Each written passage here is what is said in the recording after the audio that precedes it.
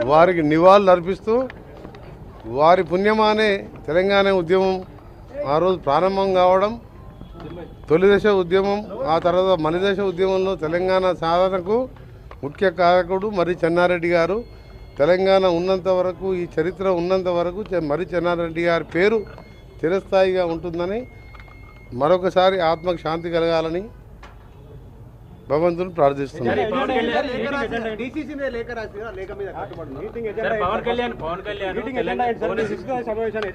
Meeting ఒకదాని గురించే answer చెప్తా, దేనికి ఆన్సర్ చెప్పా. మీరు ఎన్ని అడిగినా కానీ మీ మైకులు మీరు కొట్టుకోవాల్సింది తప్ప నేను ఏం చెప్పాలి. వచ్చింది మీటింగ్ కోసం, నేను వచ్చింది మీటింగ్ కోసం కదా. ఫస్ట్ మీటింగ్ 2 నిమిషాలు చెప్పండి. ఈరోజు మా ఇన్ఛార్జ్ ఏఐసీ జనరల్ సెక్రటరీ ముఖ్య అతిథిగా మా చీఫ్ మినిస్టర్ గారు గౌరవ రేవంత్ రెడ్డి గారు, పిసిసి ప్రెసిడెంట్ మహేష్ కుమార్ గౌడ్ గారు, అలాగే మంత్రులు, డిసిసి ప్రెసిడెంట్ కొత్తగా అయిన వారు, ముఖ్య నాయకులతో విస్తృత సమావేశం. రాబో కాలంలో సర్పంచ్ ఎలక్షన్సే కానీ, లోకల్ బాడీ ఎలక్షన్సే కానీ, ఈ నెల డిసెంబర్ 8th జరగబోయే సమ్మిట్ కానివ్వండి, ఇన్వెస్ట్మెంట్ సమ్మిట్ కానీ, దాని మీద చర్చించడానికి ఈరోజు, దాంతోపాటు 2 సంవత్సరాలు పూర్తి చేసుకొని 3వ సంవత్సరంలో అడుగు పెడుతున్న సందర్భంగా, 7th తర్వాత 3వ సంవత్సరంలో అడుగుపెడుతున్న సందర్భంగా 2 సంవత్సరాలుగా అమలు చేసిన కార్యక్రమాలు, చేయబోయే కార్యక్రమాలతో కూడా ఈరోజు ఈ సమీక్ష సమావేశంలో మాట్లాడడం జరుగుతుంది. పవన్ కళ్యాణ్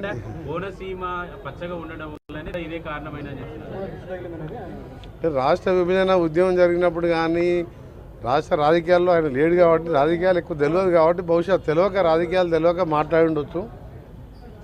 కోనసీమ గురించి తెలంగాణ ఉద్యమం జరగలేదు, తెలంగాణ రాలేదు. హైదరాబాద్లో వచ్చిన ఇన్కమ్ కానీ, ఆంధ్రప్రదేశ్ ఏర్పడ్డ తర్వాత ఎప్పుడు కూడా మెజార్టీ పై మైనార్టీ అంటారు చూసిన, ఆ విధంగా 175 మంది శాసనసభ్యులు వాళ్ళు, మిగిలిన 119 మేము. సో తెలంగాణ మావాడు ఎప్పుడు ముఖ్యమంత్రి అయినా 2 ఏళ్ళు కూడా ఉండనీయలేదు. ఆ విధంగా హైదరాబాద్లో వచ్చిన ఇన్కమ్ కానివ్వండి,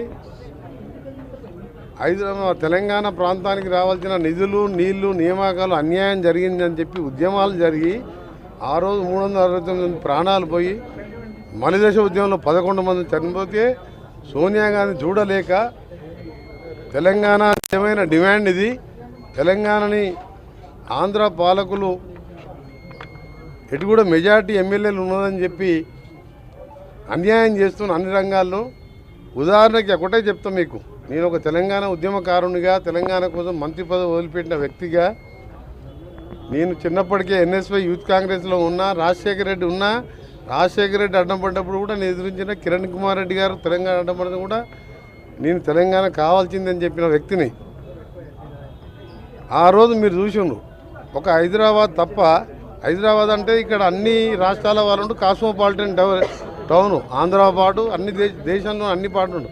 కానీ ఒక్క సిటీ చెప్పండి, వరంగల్, నిజామాబాద్ కానీ అలాంటి పెద్ద పట్టణాలు కూడా కనీస సౌకర్యాలు, అండర్గ్రౌండ్ డ్రైనేజ్ కానీ, ఇండస్ట్రీస్ కానీ ఎక్కడ లేకపోవడం. ఒకవైపు హైదరాబాద్లో వచ్చిన ఇన్కమ్తో విజయవాడ, విశాఖపట్నం, కాకినాడ, రాజమండ్రి, కర్నూలు, కడప, మీరు ఒక్కొక్క సెంటర్స్ చూడండి, ఆ విధంగా ఎట్లా డెవలప్ చేసుకున్న వాళ్ళు. ఆదాయం ఏమో హైదరాబాద్ది, అభివృద్ధి ఏమో ఆంధ్రాది. ఉద్యోగాలేమో వస్తే తెలంగాణకి అన్యాయం చేసి ఆంధ్ర వాళ్ళకు ఉద్యోగాలు ఇవ్వడం.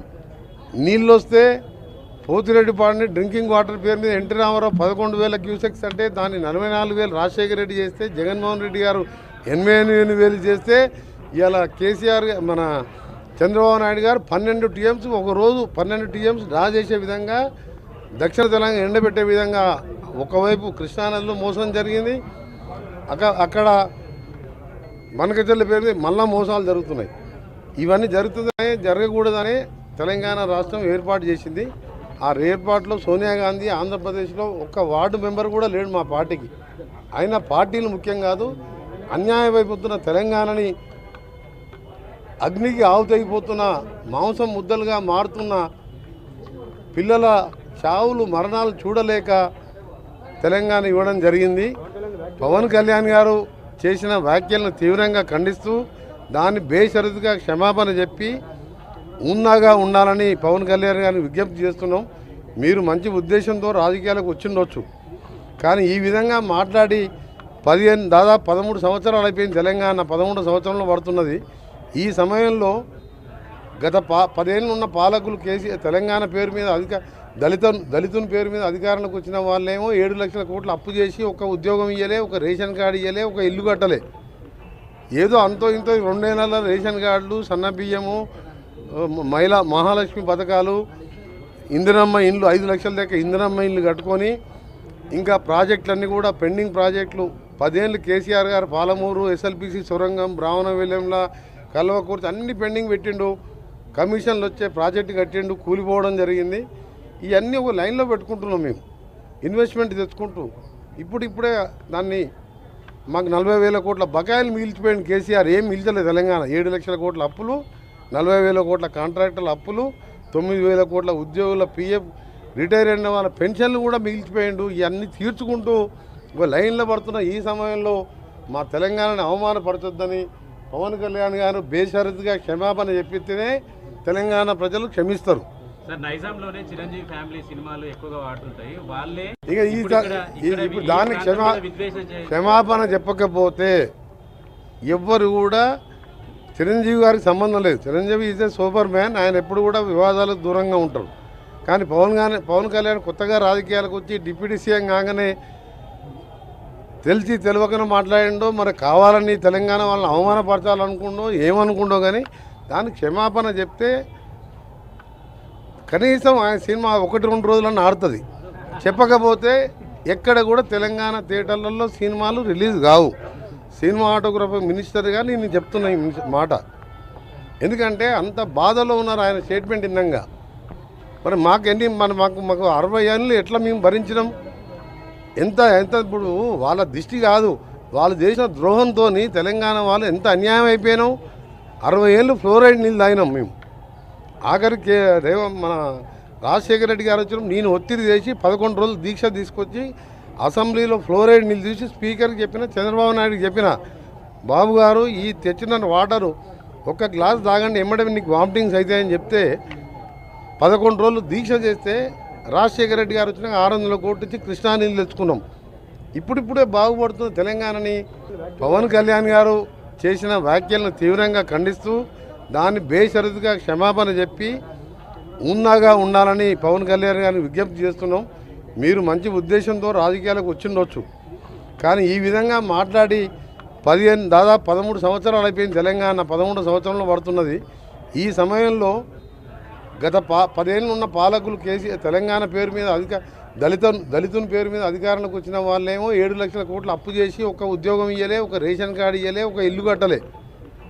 ఏదో అంతో ఇంతో 2 నెలల రేషన్ కార్డులు, సన్న బియ్యము, మహాలక్ష్మి పథకాలు, ఇందిరమ్మ ఇండ్లు 5 లక్షల దాకా ఇందిరమ్మ ఇండ్లు కట్టుకొని ఇంకా ప్రాజెక్టులన్నీ కూడా పెండింగ్ ప్రాజెక్టులు 10 ఏళ్ళు కేసీఆర్ గారు పాలమూరు, ఎస్ఎల్పిసి సొరంగం, బ్రాహ్మణవెల్లంల, కల్వకుర్తి అన్ని పెండింగ్ పెట్టిండు. కమిషన్లు వచ్చే ప్రాజెక్టు కట్టిండు, కూలిపోవడం జరిగింది. ఇవన్నీ ఒక లైన్లో పెట్టుకుంటున్నాం మేము, ఇన్వెస్ట్మెంట్ తెచ్చుకుంటూ. ఇప్పుడే దాన్ని మాకు 40,000 కోట్ల బకాయిలు మిగిల్చిపోయింది కేసీఆర్. ఏం మిగిల్చలేదు తెలంగాణ. 7 లక్షల కోట్ల అప్పులు, 40,000 కోట్ల కాంట్రాక్టర్ల అప్పులు, 9,000 కోట్ల ఉద్యోగుల పిఎఫ్, రిటైర్ అయిన వాళ్ళ పెన్షన్లు కూడా మిగిల్చిపోయిండు. ఇవన్నీ తీర్చుకుంటూ ఒక లైన్లో పడుతున్న ఈ సమయంలో మా తెలంగాణని అవమానపరచొద్దని పవన్ కళ్యాణ్ గారు బేషరతుగా క్షమాపణ చెప్పితేనే తెలంగాణ ప్రజలు క్షమిస్తారు.